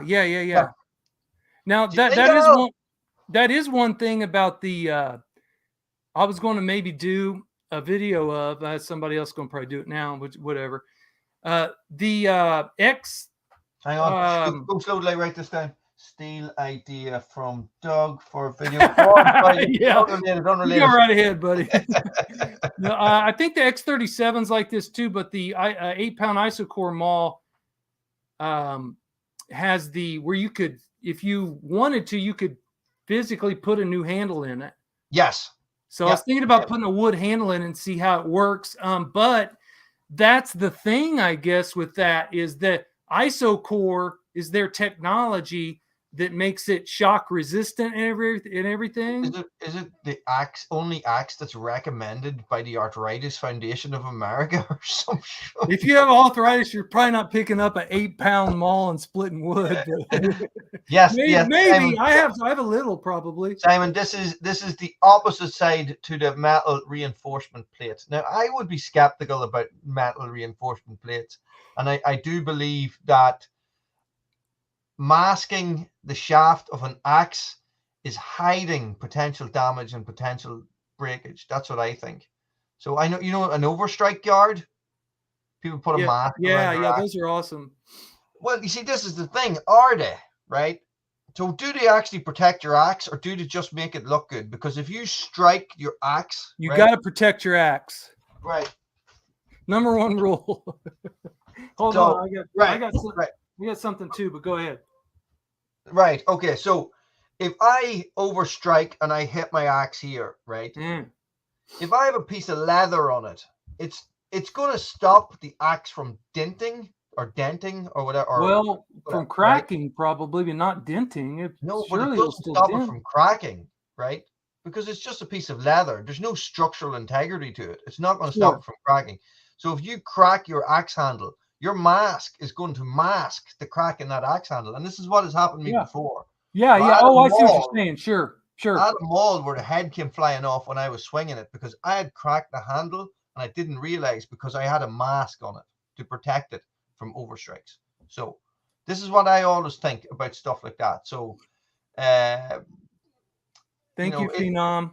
Yeah, is it like a false economy? You think you're protecting your axe, but all you're doing is just hiding flaws. Maybe, yeah. I'm sure it helps to a certain extent. I mean, because yes, a lot of times you'll just barely hit or just almost hit too hard or whatever. I don't know what the terminology is there, but overstrike, just barely overstrike or something. A lot of times I've done that. And if I did have something there, it wouldn't have put that little dent in there or chip or whatever. Yes. I don't know. No, you see, I understand what you mean. There's cosmetic and then there's structural, so you like my Hultifer's maul is battered. I have overstruck on it so many times, so there's big chips out of it all over the place. I'm only short as well. Yeah, hold on. Now, so let me see now. Somebody had a comment there I want to go back on. The inseam of your leg. So my inseam would be 28 inches. So that would mean for me that the perfect axe length would be 28 inches. Now, Jesus me, Christ. a little bit longer is better. And the thing about inseam, like this right here, like up to your belt. No, from your crotch down. Oh, from your crotch down. Inseam. Oh, okay. But this is the thing. I would measure my perfect. What am I doing right now? Well, at least your pants on, man. If I did it, that we'd be pulled off the air. So if a 36-inch handle I'm supposed to have. What? Yeah, I'm tall. Your legs. What length are your legs? Are you saying your legs are 10 inches longer than mine? My inseam is 28 inches. No, that's the outside. The inside. I did. That's what I just measured. I'm gonna show you what to your belt loop, dude. I'm a tall dude. I'm telling you. 44 Not from inches. the floor. Not from the floor. From the bottom of my foot, or what? From the bottom of your trousers. I did that already. It's 36 inches. That is not right. That can't be right. Dude, that's what it is. I'll show you. What length are your jeans? These are 34. Okay, well then it's 34, right? So you're measuring the inside leg. Okay, so for us in Ireland, we played a field sport called hurling. So to measure yourself for a hurl, it was measured up to the waist, up to your belt when you're standing straight. So for me, that's perfect because that's the size of something that I have swung. So. So then why is it 36 inches to my sack?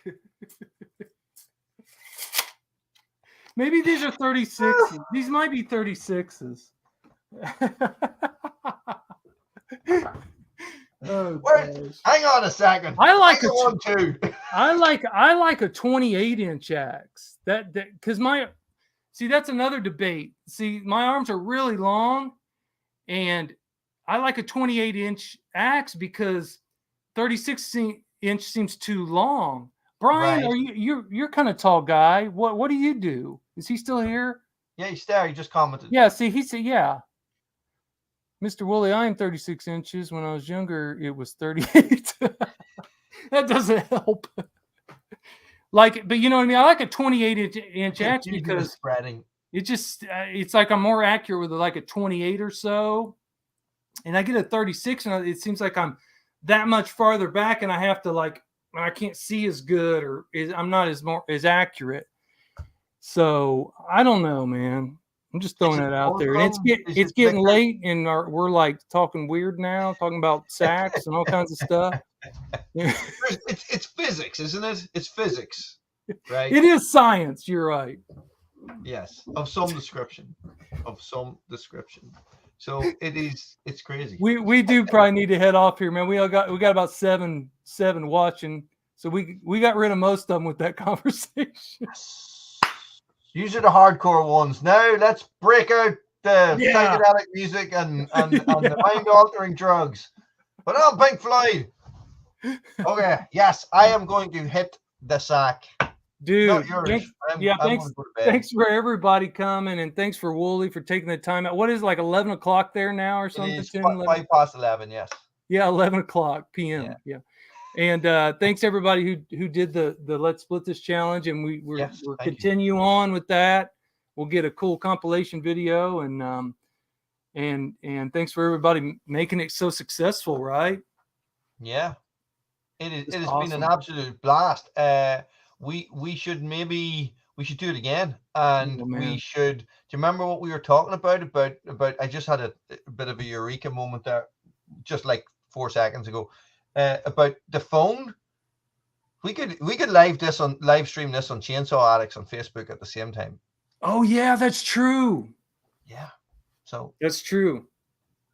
All kinds of possibilities. Yes, there really is. It is such a cool concept to be able to bounce off another person when you're doing a live stream. It's oh man, it's so awesome to do. It's like you're there with somebody. Yeah, it's cool. It's sharing the fumbles. Yes, just making it all up together. when we first started, we were like, let's just wing it. Yeah, let's just wing it. See what happens. Yeah, have a plan. As soon as you start talking, throw your plan away and see what happens. Yeah, that is it. That is it. With that, folks, I think we're going to go. Thanks everybody for showing up, and yeah, God bless and protect all of you too. We appreciate you. And until next time, yeah. Wooly, stay frosty. Stay frosty. That's right. We'll see you guys. Bye. Thank you.